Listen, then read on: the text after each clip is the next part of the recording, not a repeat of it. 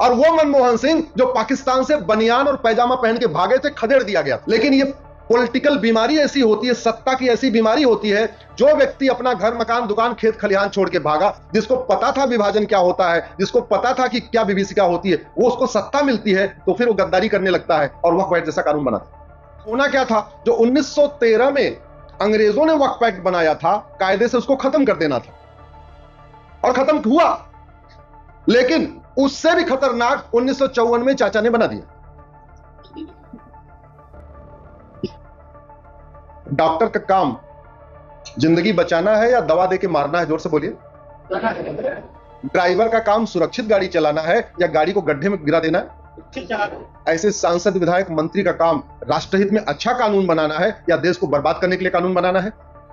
और खासतौर पे वो संविधान की जो शपथ ले चुका हो, अगर वो संविधान के साथ धोखा कर रहा हो, संविधान विरोधी काम कर रहा हो, ये मक्कारी हुई कि नहीं? ये गद्दारी हुई कि नहीं? ये नमक हरामी हुई कि नहीं? ये मक्कारी हुई, गद्दारी हुई, नमक हरामी हुई। लेकिन जन जन तक ये बात पहुंची नहीं, क्योंकि पहली बात तो हमने इसको देर से चैलेंज किया, और जब चैलेंज कर दिया तब भी इस पे बहुत ज्यादा इस पे चर्चा हो नहीं रही है। मैं धन्यवाद दूंगा आप लोगों के, आज आपने मुख्य विषय रखा है वक्फ एक्ट।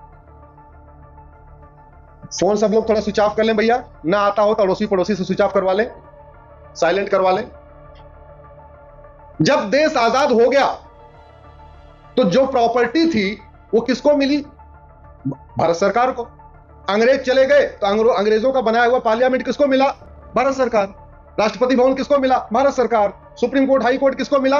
भारत सरकार। ये हमारा सिस्टम है देश का कि भारत सरकार प्रॉपर्टी की कस्टोडियन होती है। तो जब मुगल चले गए और अंग्रेज चले गए तो मुगलों और अंग्रेजों की जमीन का कस्टोडियन कौन हुआ?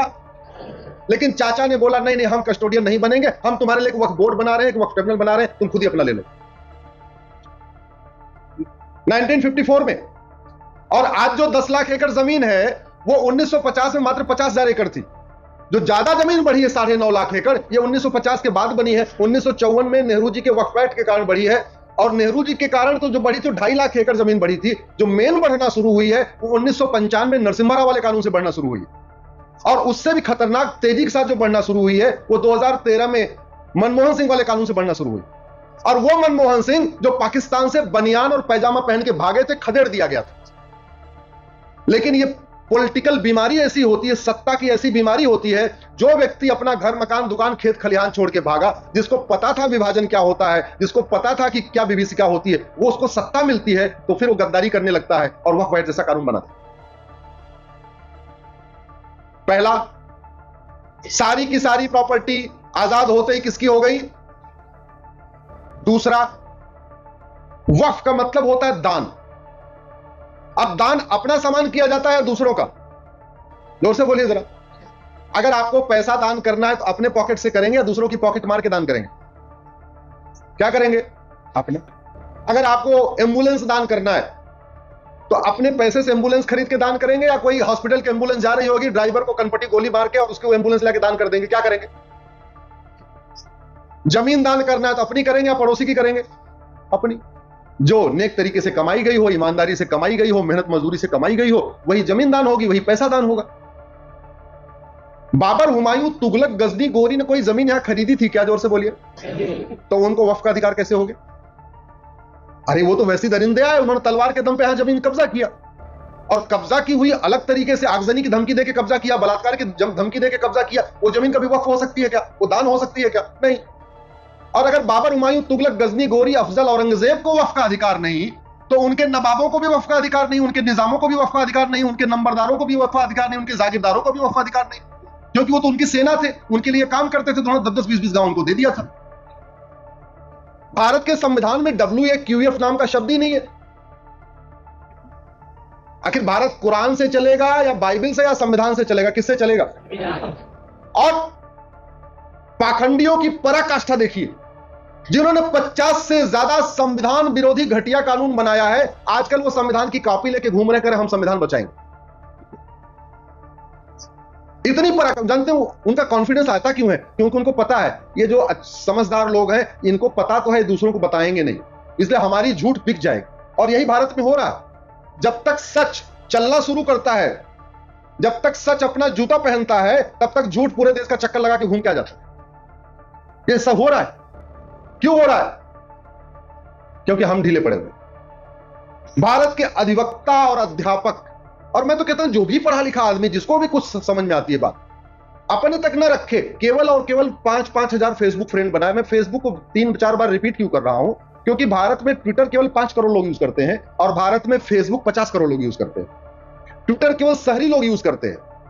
गांव के किसान, मजदूर, रेड़ी पटरी वाले, ऑटो वाले, बाकी और जितने भी लोग हैं वो क्या यूज करते हैं? फेसबुक। और उनको ये सच्चाई पहुंची नहीं रही। ये सारी की सारी सच्चाई शहरों में लिमिट होकर रखी है, गांव तक पहुंची नहीं रही। तो तरीका मैंने आपको बताया। आपका नाम महेश है, 5000 महेश को फ्रेंड बनाइए। आपका नाम सुरेश है, 5000 सुरेश को फ्रेंड बनाइए। आपका नाम दिनेश है, 5000 दिनेश को फ्रेंड बनाइए। सबसे बढ़िया तरीका। जिस दिन भारत के राष्ट्रवादी लोग इतना काम कर ले, मैं कह रहा हूं 1 साल के अंदर यह स्थिति हो जाएगी, पाखंडियों का पाखंड बंद हो जाएगा। ये जो झूठों के सरदार घूम रहे हैं, इनकी झूठ बंद हो जाएगी, सारे चुप हो जाएंगे। अब संविधान में WAQF कहीं लिखा नहीं है। संविधान में जो शब्द लिखा है वो चैरिटी लिखा हुआ है, इंडाउमेंट लिखा हुआ है। इसका मतलब भारत सरकार कानून बना सकती है, uniform charity code, uniform endowment code. Hindi में कहेंगे समान दान संहिता, समान धर्मस्थ संहिता। मजहब के आधार पे तो कोई बोर्ड और ट्रिब्यूनल बन ही नहीं सकता। भारत में बहुत सारे बोर्ड ट्रिब्यूनल चल रहे हैं। एनवायरमेंट के लिए NGT चल रहा है, वो मजहब के आधार पर नहीं है। महिलाओं के लिए महिला आयोग चल रहा है, वो मजहब के आधार पर नहीं है। बच्चों के लिए बाल आयोग चल रहा है, वो मजहब के आधार पर नहीं है। GST का ट्रिब्यूनल चल रहा है, वो मजहब के आधार पर नहीं है। इनकम टैक्स का ट्रिब्यूनल चल रहा है, वो मजहब के आधार, कोई भी ट्रिब्यूनल मजहब के आधार पर नहीं। दूसरा सबसे बड़ा झूठ जो इतने दिन से घूम रहा है कि वक्फ धार्मिक मामला है। वक्फ सीधे सीधे जमीन का मामला, लैंड का मामला है। और लैंड फंडामेंटल राइट नहीं है, ये आर्टिकल 25-26 में कवर नहीं होता। शुद्ध रूप से खेती का मामला है, जमीन का मामला। और जमीन का मुकदमा कहां चलता है? रेवेन्यू कोर्ट में। तो सबके जमीन का मुकदमा रेवेन्यू कोर्ट में चलता है, लेकिन एक आदमी का, मतलब अमर का मुकदमा रेवेन्यू कोर्ट में, एंथोनी का मुकदमा रेवेन्यू कोर्ट में, लेकिन अकबर का मुकदमा कहां चलेगा? और सारे बच्चे किसके? किशनलाल के। एक मूवी आई थी ना, अमर अकबर एंथोनी, पिता वही किशनलाल। अमर के लिए अलग व्यवस्था, अकबर के लिए अलग व्यवस्था, एंथोनी के लिए अलग व्यवस्था। ये चलना चाहिए क्या? नहीं। ये घटिया कानून का दुष्परिणाम यह है कि दुनिया के 50 देशों का क्षेत्रफल 10 लाख एकड़ से कम है और भारत में वक्फ बोर्ड के पास कितना जमीन है? 10 लाख एकड़।